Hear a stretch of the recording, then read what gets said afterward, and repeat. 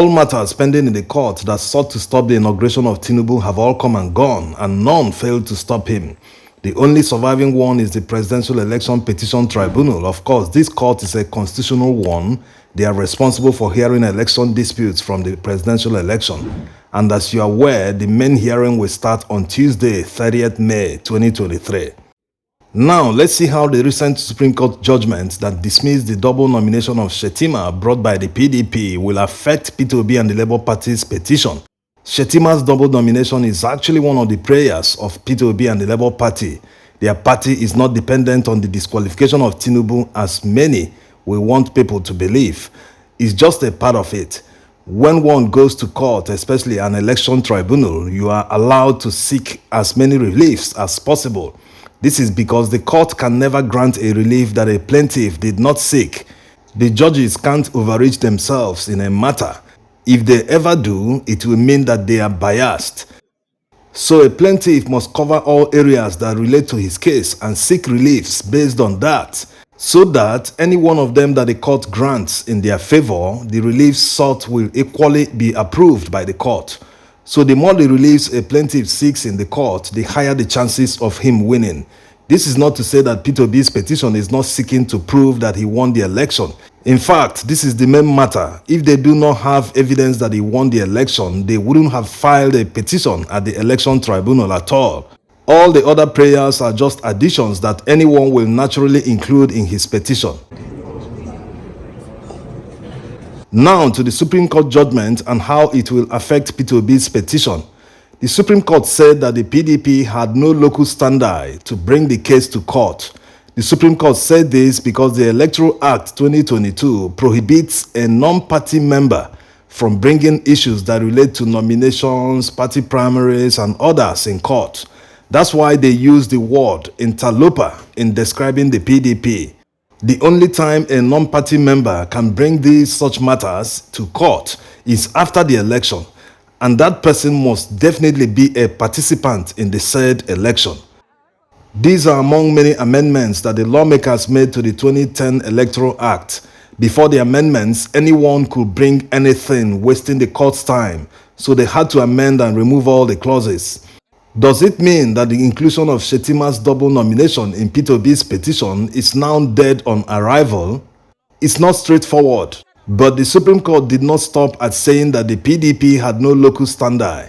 They went further to provide the date that Shettima wrote a letter to his party, relinquishing his senatorial nomination, and that the party wrote INEC the same day.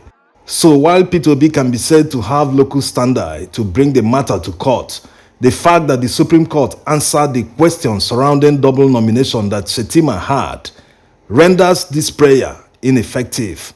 The Supreme Court proved that there was no double nomination, so effectively this judgment will guide the Presidential Election Petition Tribunal judges. Also, while delivering his own judgment at the Supreme Court, Honorable Justice Inyang Okoro accused the PDP of using social media to bully the justices of the Supreme Court.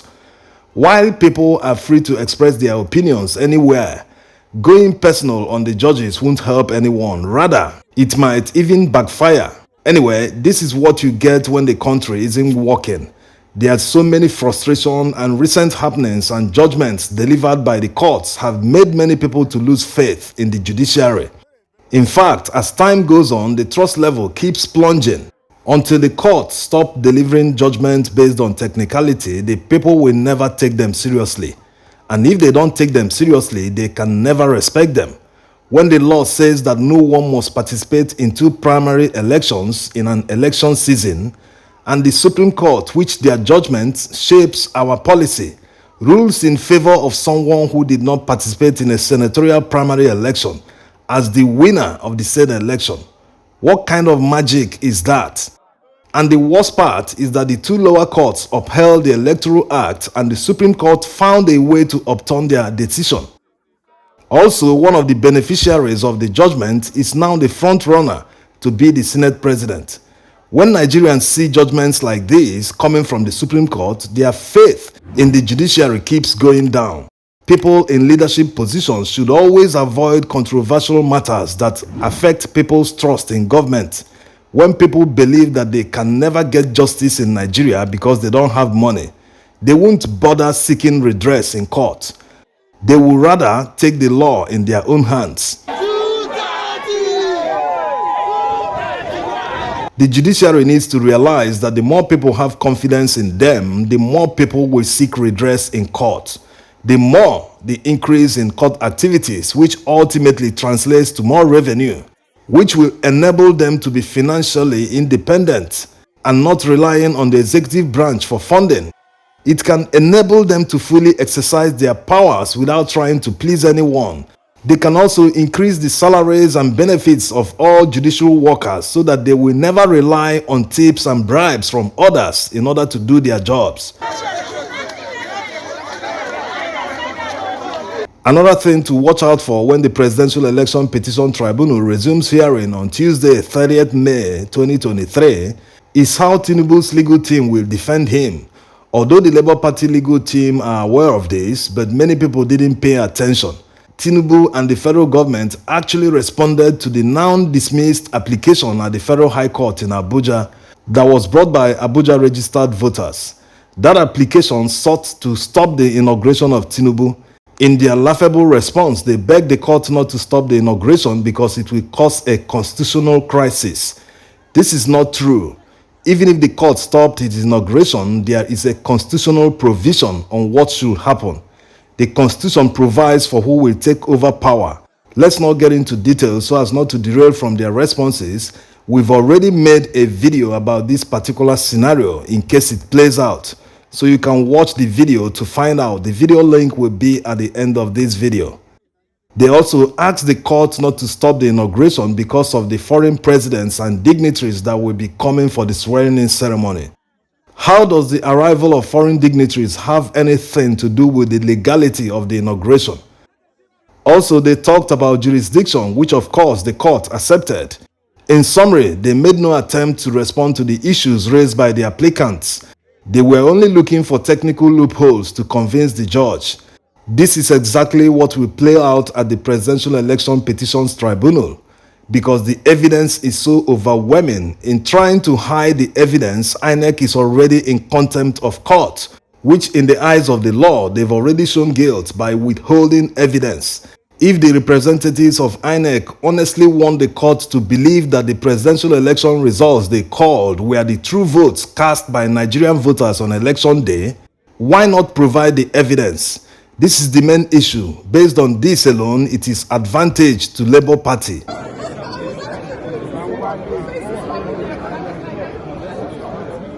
Not forgetting the 25% requirement in Abuja, which many thought the tribunal would have heard before the pre-hearing and subsequent adjournment. Anyway, that window of opportunity is now over. The judges still need to understand that Abuja 25% is now a contentious issue, despite the fact that there are two judicial precedents that affirm that 25% is required in Abuja for a presidential candidate to be declared winner. They should have seen it as a patriotic duty to set the record straight. Is 25% of the total votes cast in the FCT mandatory or not? They should have answered this simple question before the inauguration. No matter how they answer, they should have taken a position in order to clear all doubts. Because the government clearly violating our constitution will seriously harm our democracy. Even outsiders will see Nigeria as a lawless country where the breaking of the law doesn't have consequence. This is a missed opportunity by the judiciary to restore some of the faith that Nigerians have lost in them. They've refused to answer a simple question about the legality of the presidential election winner as announced by INEC. If people in power aren't bent on violating the constitution, the 25% issue isn't even supposed to come to court in the first place because of the Supreme Court judgment in Buhari versus Yaradua. INEC should have taken advice from the judgment pending when another judgment is delivered in the future. But because they had a predetermined winner before the election started, they did everything to favor the APC. By the way, many people think they forgot to rig in Abuja. No, they didn't forget. They tried, but it didn't work. You can see this video of a police officer in uniform. He did the unthinkable. He snatched ballot papers in front of the massive crowd. As usual, we will be bringing you the summary of the petition hearing every evening. Thanks for watching. Wicked people, Nigerians, police officers do this kind of thing. Just imagine. Just imagine. Just imagine.